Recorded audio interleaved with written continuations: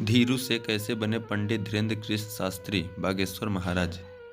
देश दुनिया में एकदम से लोगों के बीच कैसे मशहूर हुए। मध्य प्रदेश के छतरपुर जिले में बागेश्वर धाम के महाराज पंडित धीरेन्द्र कृष्ण शास्त्री, क्या वाकई में इनके पास कोई करिश्मा शक्ति है जो रातों रात एक युवा संत इतना मशहूर हो गया, उन लोगों के बीच चर्चा का विषय बना रहता है। बुंदेलखंड के इस युवा बागेश्वर धाम के महाराज का धीरू से लेकर पंडित धीरेन्द्र कृष्ण शास्त्री बनने तक का सफर कैसा रहा। बताया जाता है बागेश्वर धाम के महाराज कहे जाने वाले इस संत का जन्म छतरपुर जिले के ग्राम गाढ़ा में 1996 में हुआ था। यह दो भाई एक बहन है। भाई छोटा है जिनका नाम शालिग्राम गर्ग उर्फ सौरभ है। बहन का नाम रीता गर्ग है। पिता का नाम राम कृपाल गर्ग और माता का नाम सरोज है। बताया जाता है माता सरोज महाराज को प्यार से घर में धीरू बुलाती है और गांव के लोग धीरेन्द्र गर्ग कहते हैं। वैसे तो धीरेन्द्र गर्ग बचपन से ही चंचल, चतुर और हठीले थे। इनकी प्रारंभिक शिक्षा गांव से ही सरकारी स्कूल में हुई। हाई स्कूल और हायर सेकेंडरी की पढ़ाई उन्होंने गांव के पास स्थित गंज गांव से की है। धीरेन्द्र गर्ग का जन्म बेहद गरीब परिवार में हुआ था और उनके पिता गांव में पुरोहितगिरी करके अपने परिवार का भरण पोषण करते थे। एक समय ऐसा आया जब गांव में इनके परिवार के चाचा ने गांव में रहने वाले परिवारों को आपस में पुरोहितगिरी के लिए बांट लिया। बंटवारा होने के बाद महाराज के परिवार पर आर्थिक संकट छा गया। इनकी माता सरोज ने भैंस का दूध बेचकर अपने परिवार का भरण पोषण किया। इस बीच बागेश्वर धाम के महाराज कुछ करने लायक हो रहे थे। वह लगातार गांव में लोगों के बीच बैठकर कथा सुनाने लगे और कथाओं में वह धीरे धीरे इतने आगे हो गए कि उन्होंने साल 2009 में अपनी पहली भागवत कथा पास के ही गांव पहरा के खूरन में सुनाई।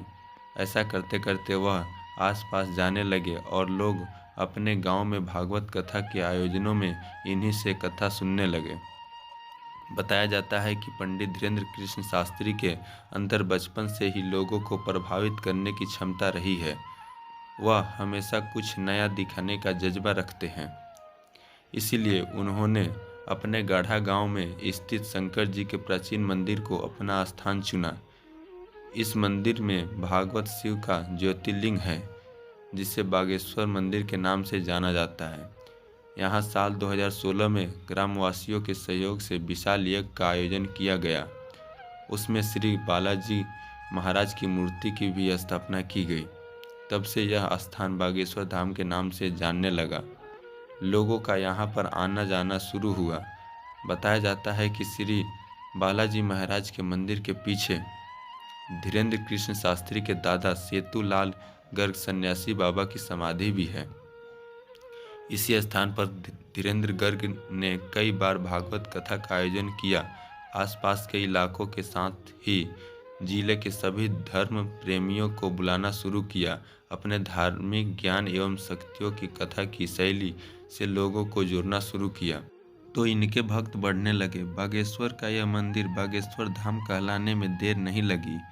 यहीं से शुरू हुआ धीरू के पंडित धीरेन्द्र कृष्ण शास्त्री कहलाने का सफर। बागेश्वर धाम के महाराज ने अपनी ऐसी आभा दिखाई कि लोग हजारों लाखों की संख्या में यहाँ अपनी पीड़ा को लेकर दर्शन करने पहुँचने लगे। लोग कहते हैं कि दरबार में महाराज की खासियत यह है कि वह पीड़ित के मन की बात पर्चे पर पहले ही लिख देते हैं, जिसे सुनकर सब हैरान हो जाते हैं। पहले महाराज अकेले बागेश्वर धाम में दरबार लगाते थे, लेकिन अब वह देश सहित विदेशों में भी दरबार लगाकर जनता के दिलो दिमाग पर छाए हुए हैं। सनातन धर्म के धीरू पंडित धीरेन्द्र कृष्ण शास्त्री बने बागेश्वर धाम के महाराज के भक्त लाखों की संख्या में हैं और वह सनातन धर्म की रक्षा के लिए हमेशा धर्म प्रेमियों के उत्साह भरते रहते हैं। बागेश्वर धाम के महाराज की लोकप्रियता इतनी बढ़ गई है कि अब वह अपने बयानों को लेकर भी आए दिन सुर्खियों में बने रहते हैं। वैसे महाराज अपनी कथाओं और बयानों से बुलंदी भाषा का इस्तेमाल जमकर करते हैं। तो दोस्तों, यह कहानी कैसी लगी? आशा करता हूँ कि यह कहानी अच्छी लगी होगी और अगर अच्छी लगी हो तो हमारे इस YouTube चैनल यीशु की वॉइस चैनल को लाइक सब्सक्राइब ज़रूर कर दे ताकि इसी तरह की वीडियो आप सभी के बीच लाते रहे। धन्यवाद।